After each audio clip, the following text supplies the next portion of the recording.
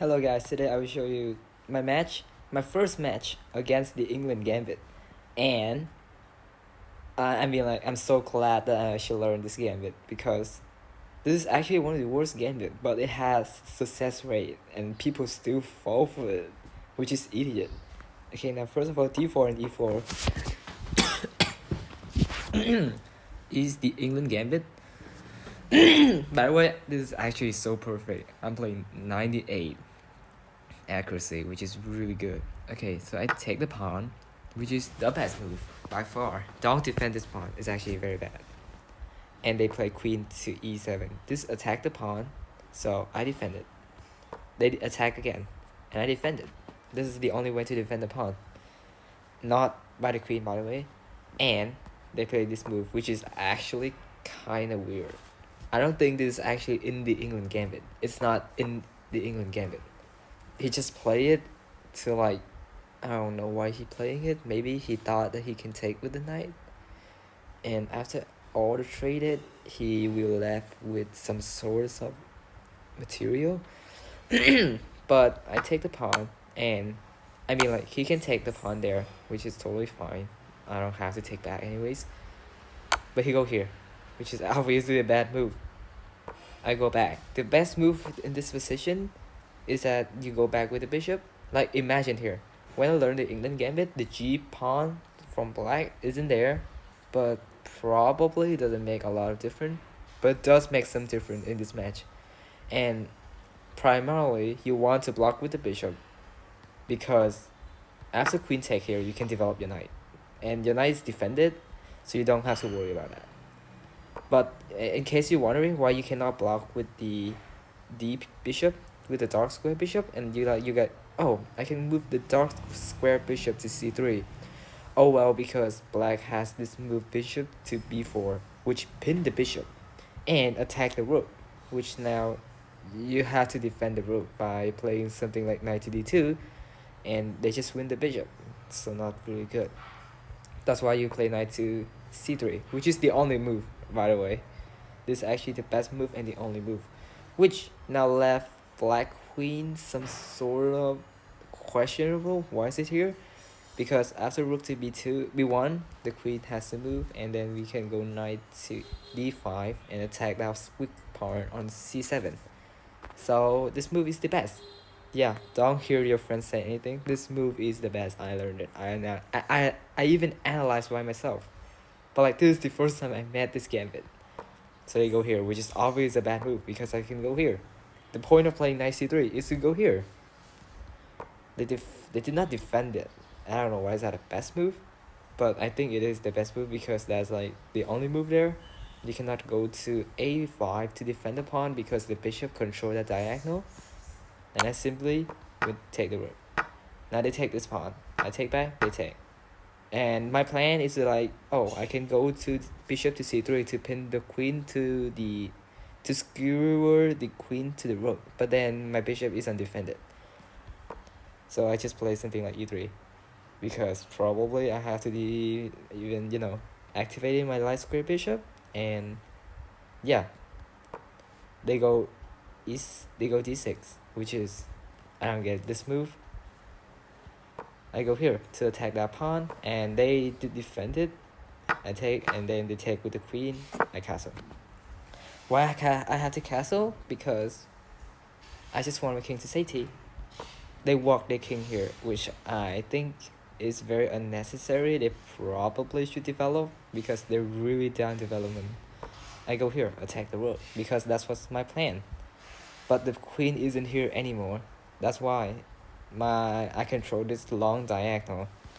They go here. The best move is here for some reason. Maybe because you cannot trade piece when you're down a piece, right? I go here. I attack that pawn twice, which is not really attacking. The reason why I play queen to f3, because I point at the b7 pawn, which then I can play rook to b1, double attack that pawn, and it's sort of like a useful move because I can move my rook to whatever. They go here, and I go here. They go here and to block the queens and stop the checkmated, but I can go here, sacrificing the knight, which they does take. because I have double attack on this pawn, which only defended once, and they doesn't have any ways to defend it, which is a brilliant move. I don't think it's a brilliant move because it doesn't actually sacrificing the knight, doesn't. And I go here, they for some reason play this move, checkmate. Yeah, there was like a nice game, and there's another game here where I have to show you, which is this one right here. Analyzing. I have to use this game report because I don't have game reviews. Like I don't have that, you know. The premium chess.com account. Damn right.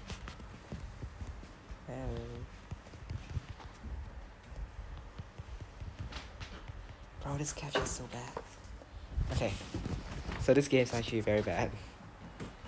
D4, E4. I'm white, by the way.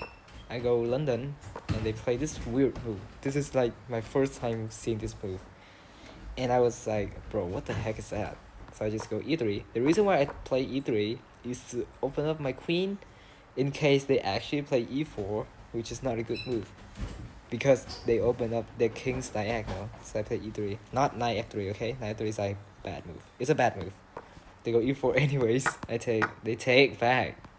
I go check, and then I win the rook, and then they resign.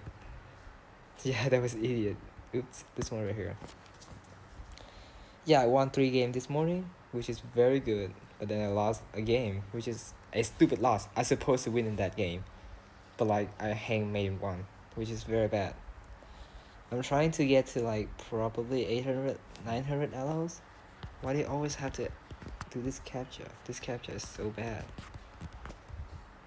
What did I go wrong? Okay, this game is I'm black, yeah. I'll play the Fortnite, but then he played this weird move, which is E3 at D3. Not a good move. Why? Because it blocked the light square bishop, and I can go this move, which is a very good move. Why? Because I can play D4 at D5, and simply the knight is actually very bad. They go here, then I play D5 anyways, because you know what? They take, I take, they take, and I take, and my queen's on D5 looks pretty nice, and my bishop is defended, so I have to make sure that it's defended. Okay, they go here, which I think is an inaccuracy, right? Because they're not supposed to do that. They're supposed to like go somewhere else to like, you know, fight for centers, but they go here, I take, and then I play this move because I'm not sure why I play this move. I think the best move here is just to take, but then I'm realizing is that the bishop and the knight both are pointing at the pawn on E4, so I kind of scary, so I just go here, and they go here, and then I was like, oh shit, I mean I can take with the knight, then take here, which is obviously very bad because they're just giving me a free bishop. So what do I do? Go back. Well, you can argue is that if I go back from this point, they can take the knight and double my pawn, but I think double my pawn, but like that's okay because I have a free bishop, and even though that pawn is double, I can support the D pawn with my C pawn, and I can support it twice, which is kind of nice. They go here. They didn't take the knight because they were down materials. I go here, attack the knight, which not really attacking because I'm going to play a lot of other move, and this move is kind of like the best move for me. I don't want to go bishop to G4 because F3 seems kind of bad for me. My knight cannot move, and even though F4 opened up that diagonal, none of my pieces can get in there, so not really good. They go back, which is the best move, because if they just put a knight there, I take the knight, and I just mess up this pawn structures, and they don't really do that because my knight can jump to E5 and attack the pawn, which is not very good. I castle, and they go here, which is a waste of time. Yes, you can argue it's not a waste of time. It is a waste of time. I go here and pin the knight. The reason why I pin the knight is I want to trade, and I'm up in the materials, I have more open file, and potentially I can go knight to e5. I mean c knight to e5, and eventually having a lot of pressures going on, right? They go here. They develop the bishop, and finally being able to castle. I go rook to e1. The reason why I go rook to e1 is that,